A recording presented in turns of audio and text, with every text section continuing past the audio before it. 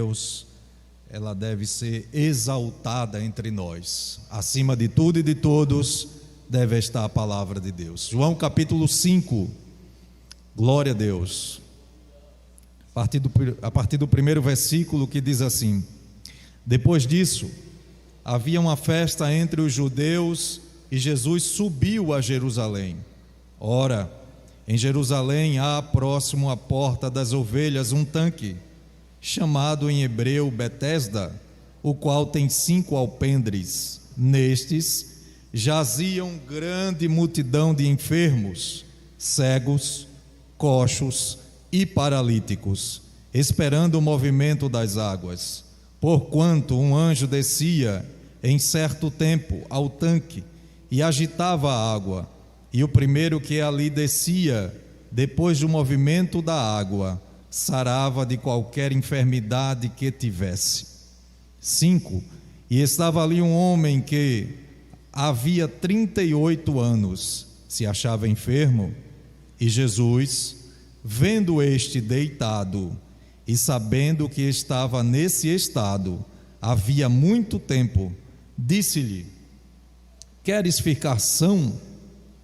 O enfermo respondeu-lhe: Senhor, não tenho homem algum que, quando a água é agitada, me coloque no tanque, mas, enquanto eu vou, desce outro antes de mim. Jesus disse-lhe: levanta-te, toma a tua cama e anda. Logo, aquele homem ficou são, e tomou a sua cama e partiu. E aquele dia era sábado. Só até aqui, irmãos. Meus amados irmãos, nós lemos aqui para vós outros uma porção das Sagradas Escrituras, escrita pelo evangelista São João, que em seu livro ele faz questão de destacar e nomear a Jesus como o Filho de Deus. E nesse texto ele fala exatamente da soberania de Cristo. E dentro desse texto eu quero nessa noite, nesse culto de missões, nesse texto propício, meditar um pouco sobre este milagre que Jesus fez e o que ele fala para nós outros. O que é que esse texto quer dizer para nós esta noite? Eu peço a sua atenção. O versículo de número 1, ele começa a dizer: depois disso o quê? O contexto desse texto do capítulo 5 é que Jesus encontrou com um soldado oficial, e aquele homem tinha o seu filho que estava enfermo em casa, e ele clamou a Jesus, pedindo a Cristo que fosse com ele. A Bíblia diz que Jesus deu-lhes uma palavra e ele voltou para casa. E quando ele voltou para casa, antes de chegar em casa, os seus servos correram para ele e disseram: o teu filho já está são, já está curado. Aí ele perguntou: a que hora mais ou menos isso aconteceu? Aí eles disseram: às 7 da manhã. Aí ele concluiu que foi no exato momento que Jesus lhe dirigiu a palavra e disse: vai, o teu filho já está curado.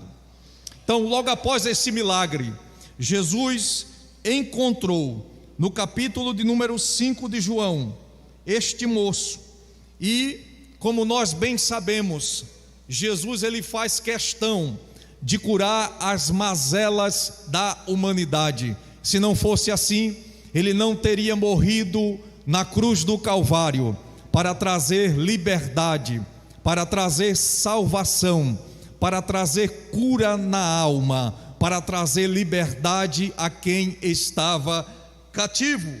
O versículo de número 2 faz questão de dizer que existia naquele lugar um local chamado de Betesda.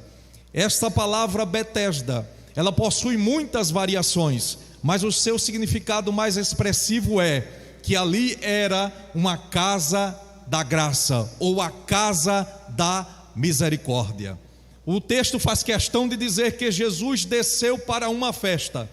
O povo judeu, como todos conhecemos, é um povo que gosta de muitas festas. Não só as 3 principais festas, mas existiam muitas outras festas que eram comemoradas. Mas eu chamo a atenção para você que Jesus não ficou na festa. Jesus desceu até a casa da misericórdia. E por que Jesus não ficou na festa?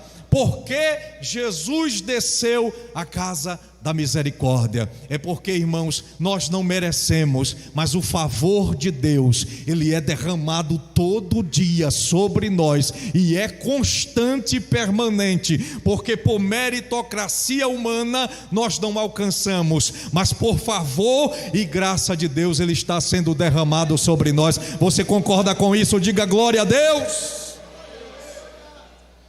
E quando Jesus desceu à casa da misericórdia, versículo de número 3, ali estava uma grande multidão de enfermos, e estavam ali coxos, cegos, paralíticos, que esperavam o movimento das águas. Ali era uma espécie de hospital. Se você já foi no HGE, você vai ver os piores horrores de pessoas de todo tipo, com todo tipo de enfermidade, você vai encontrar lá. Neste tanque é semelhante ao HGE, você iria encontrar lá pessoas com todo tipo e espécie de enfermidade. Lá era o lugar onde aquele homem podia suplicar, mesmo com todos aqueles anos, mas ele podia suplicar e enxergar um pouco de esperança para a sua vida. Lá estavam pessoas que esperavam o movimento das águas. É bem verdade, irmãos, que nos melhores manuscritos o versículo 3 e o versículo 4 não está, porque estes mesmos versículos dizem que eles esperavam que um anjo descesse a certo tempo, e com o movimentar das águas, o primeiro que caísse nas águas seria curado de toda a sua enfermidade. Mas nós fazemos questão de questionar aqueles que não acreditam neste movimento das águas, dizendo o seguinte, ou questionando ou perguntando o seguinte: como é que alguém ficaria à beira daquele tanque por cerca de 38 anos, sem que não houvesse um movimento, sem que não houvesse um milagre, sem que não houvesse algo diferente que o motivasse a estar presente naquele lugar? O ser humano, ele é movido por motivações. Se você está aqui e não sabem as suas motivações, você precisa entender que você, eu, nós somos movidos por motivações. E qual é a motivação maior de estarmos aqui? Nós viemos aqui esta noite porque Cristo motivou a nossa alma, porque Cristo motivou o nosso coração e nos movimentou para que nós estejamos aqui esta noite, glorificando o seu nome e exaltando-o na beleza da sua santidade. Glória a Deus, glória a Deus, glória a Deus. O versículo de número 6 é um versículo que eu vou citá-lo algumas vezes, que diz assim: e Jesus, vendo este deitado, e sabendo que este estava em muito tempo, disse-lhe: queres ficar são? Quando Jesus chegou àquele tanque, em meio a toda aquela grande multidão, a Bíblia diz que Jesus o viu deitado. Se você fizer uma análise, na maioria dos milagres que Jesus fez, as pessoas clamavam a Ele para receber o milagre. Nesse fato aqui, nesse capítulo 5 aqui, este paralítico aqui, em nenhuma hipótese ele clamou a Jesus. Pelo contrário, foi Jesus que foi até ele, e a Bíblia diz que Jesus o viu deitado. Irmãos, nada escapa do olhar penetrante de Jesus. Nada, nem ninguém neste mundo ou fora dele escapa do olhar penetrante do Senhor Jesus. Glória a Deus, glória a Deus. Eu faço questão de frisar que Jesus viu Zaqueu, glória a Deus, e viu que mesmo em cima da árvore ele tinha sede, ele clamava por Deus. Jesus viu o jovem rico e viu que em seu coração as riquezas desta terra eram mais importantes do que a sua própria vida. Jesus viu os fariseus e viu em seu coração a hipocrisia que movimentava a todos eles. Jesus viu o beijo de Judas, e nesse beijo Jesus enxergou a traição de Judas. Jesus viu o arrependimento do ladrão que estava ao seu lado e lhe clamou, e Jesus disse: hoje mesmo estarás comigo no paraíso. Glória a Deus! Não há nada, irmãos, que escape deste olhar penetrante. A Bíblia diz em Apocalipse 1, versículo 17, que os seus olhos são como chama de fogo. Não é que os seus olhos sejam fogo, mas é que os seus olhos contemplam toda a terra. Glória a Deus. Eu quero dizer para você esta noite que Ele está lhe vendo, está enxergando a sua situação, e nada escapa da direção de Deus. Glória a Deus. Glória a Deus. Glória a Deus. Jesus viu, Deus viu Caim tentando fugir e se esconder depois de matar o seu irmão. Deus viu Acã tentando encobrir o seu pecado logo após ter roubado. Deus viu que Davi tentou esconder o seu adultério e mandou o profeta Natan lhe contar uma parábola. Ai, glória a Deus. E a parábola que o profeta Natan lhe contou lhe causou tanta indignação, tanta ira e tanto ódio, que o rei Davi disse: digno de morte é este homem. O profeta Natan olhou para ele e disse: este homem é você. Toda a estrutura do rei quebrou-se naquele instante. Todo o seu pecado que estava encoberto, ele foi revelado. E não foi revelado para o mal, não. Ele foi revelado para que Davi continuasse sendo amigo de Deus. Não há nada que escape do olhar de Deus. Esse homem estava ali 38 anos insistentemente esperando que a sua vida fosse mudada. As frustrações, a desesperança, irmãos, habita o coração de muitas pessoas. Já não tem mais esperança de viver, já não tem mais alegria de vir ao culto, já não tem mais satisfação e nem muito menos a alegria da salvação que Cristo proporciona para nós. Eu quero dizer a você que Cristo está aqui para curar as feridas da alma. Aleluia! Ele está aqui para curar as feridas que o pecado abriu no coração do homem. Glória a Deus.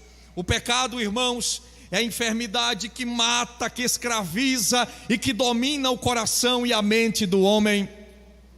Glória a Deus, glória a Deus. Eu anotei aqui uma frase muito interessante que diz assim: o pecado é uma fraude, promete prazer e paga com desgosto, promete liberdade e escraviza, aponta um caminho de vida, mas seu fim é a morte.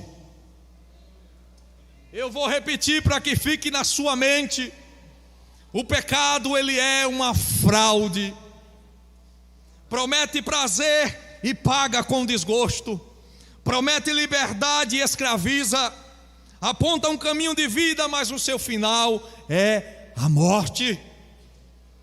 Meu Deus, e tem tantas pessoas iludidas com o pecado, mas a palavra de Deus diz que o seu fim é a morte, e que Cristo nos libertou, e que Cristo nos chamou, não foi para a escravidão.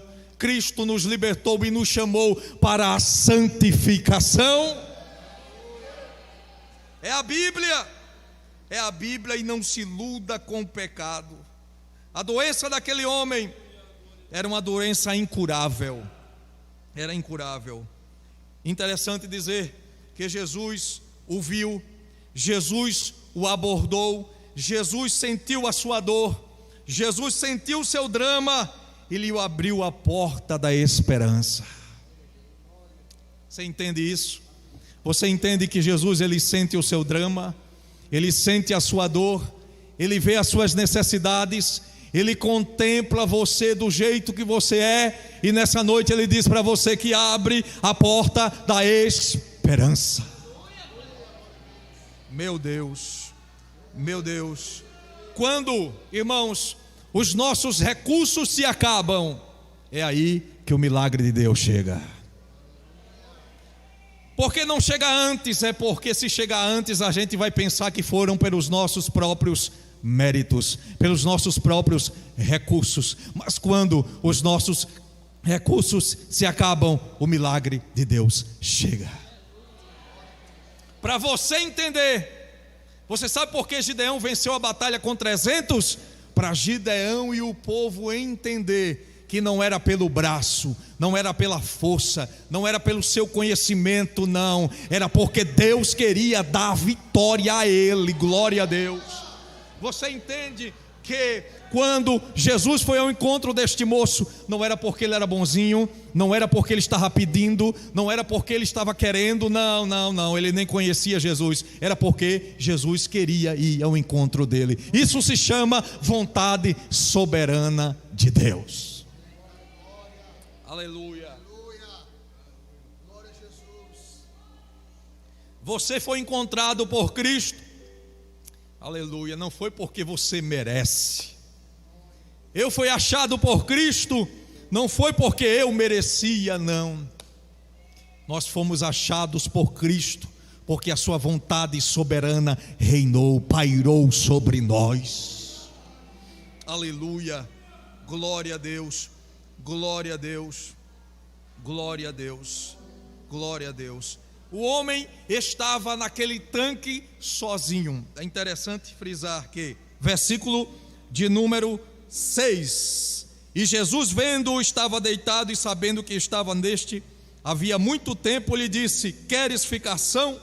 O enfermo lhe disse: Senhor, mas tenho homem algum que, quando a água é agitada, me coloque no tanque, mas enquanto eu vou, desce outro antes de mim. O homem não havia amigos, não tinha parentes para o lançar no tanque, não tinha seu ninguém, como a gente diz no ditado popular, não tinha ninguém que lhe ajudasse. Irmãos, não havia uma pessoa que o ajudasse. Eu coloquei aqui uma frase interessante de John MacArthur, que diz assim: não havia nada nesse homem que o fizesse mais merecedor do que os outros.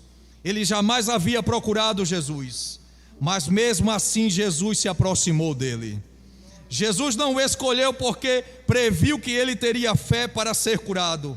Ele jamais demonstrou acreditar que seria curado.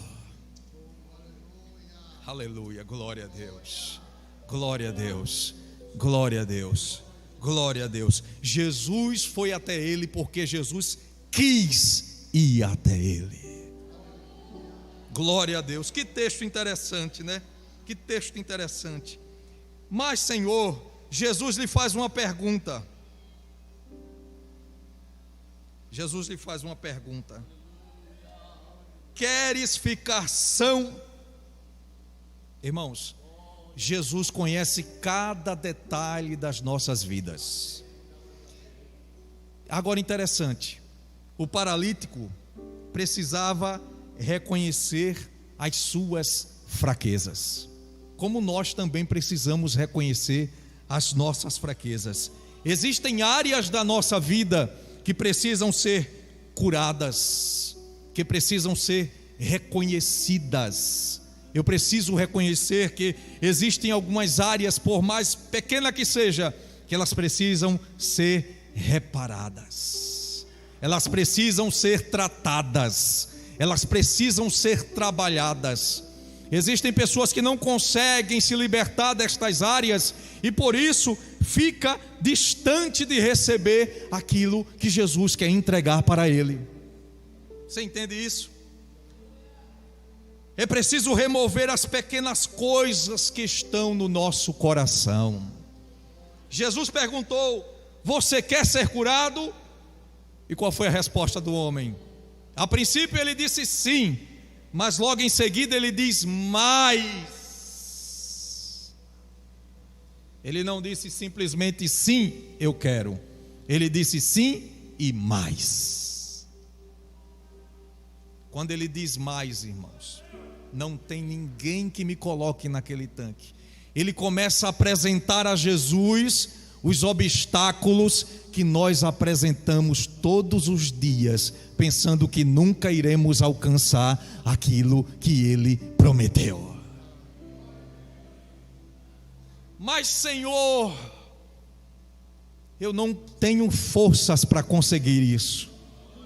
Mas, Senhor, está muito difícil para mim, porque eu não tenho ajuda de ninguém, nem meu pai, me perdoem as mães, nem minha mãe, nem meus irmãos, nem ninguém para me ajudar. Mas eu te digo, irmãos, o nosso Deus, é Ele que é a nossa força, é Ele quem peleja as nossas causas, é Ele quem luta pelas nossas lutas, é Ele quem concede a vitória ao seu povo. Você pode glorificar a este Deus? Existem coisas tão simples como perdoar alguém, e a ausência do perdão, ela pode te trazer grandes males nesta vida. Mas vamos deixar para uma outra oportunidade. Jesus lhe fez uma grande pergunta, mas em outras palavras, Jesus estava dizendo àquele homem: confia em mim, que eu tenho o poder para te curar. Por mais que os prognósticos sejam contrários, por mais que os relatos sejam apavoradores, confia em Deus, que por certo Ele irá trazer o milagre para a sua vida. Confia em Deus. Ele estava ali há 38 anos, como Jesus encontrou a mulher com 12 anos do fluxo de sangue, como Jesus encontrou a mulher encurvada há 18 anos, como Jesus encontrou Lázaro fedendo, já cheirando mal há 4 dias, como Jesus encontrou aquele homem no leito. A palavra de Cristo para ele foi a seguinte: glória a Deus. Logo aquele homem, versículo de número 8, Jesus lhe disse: levanta-te, toma a tua cama e anda. Glória a Deus. E logo aquele homem ficou são, e tomou a sua cama e partiu. Não importa a gravidade do que estamos passando, irmãos, não importa a gravidade do que você esteja passando, Cristo manda nos levantar essa noite. E o levantar de Cristo, Ele está dizendo para os homens que Ele precisa confiar mais em Cristo Jesus. Ele estava ali disposto a curar as feridas abertas da alma daquele homem, como Ele está disposto a curar as feridas que estão abertas na sua alma. Saia nessa noite agradecendo a Cristo, porque Ele tem a soberania sobre todos nós, e a nossa vida está em suas mãos, e Ele tem o domínio e o controle de tudo. Não importam os anos eles são só uma metodologia de Deus para trabalhar nas nossas causas, mas o certo é que Ele está trabalhando, e como a palavra diz, que o guarda de Israel não dorme, ele não tosqueleja, ele não vacila, ele está trabalhando em nosso meio, e Ele está chacoalhando as águas para te dar vitória. Você crê nisso?